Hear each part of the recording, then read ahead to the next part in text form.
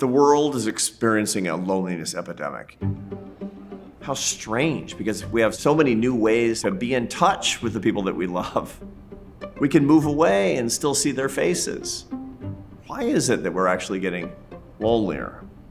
Well, the answer to that question is that the way that we stay in touch with each other is inadequate to what our brains and hearts need. Social media has changed the way that we pursue friendship.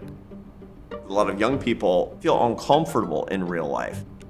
It doesn't feel right to see people in person. It might feel confrontational. It might feel like you have some sort of performance anxiety. More and more young people, they're comfortable talking to other people as long as it's mediated technologically. There's a neuropeptide in the human brain called oxytocin. That's the intensely pleasurable hormone that links us to our kin, to our friends, to our loved ones, to our families. But you don't get it over Zoom screens and even less over social media.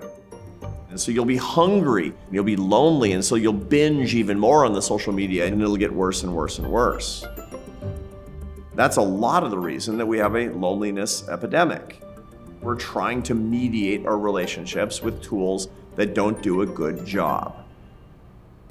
Oxytocin requires two things: eye contact and touch. Those are exactly the two things that you don't get when your relationships are mediated by technology. So the best way that you can get oxytocin, and thus the satisfaction that you need from your relationships, has to be somebody who's a real person with you. Touch their hand, look them in the eye. Your brain needs it. Your brain craves it. That's how your brain is evolved. Real life is awesome, but you got to experience it. You can't be distracted from it systematically by these technological methods.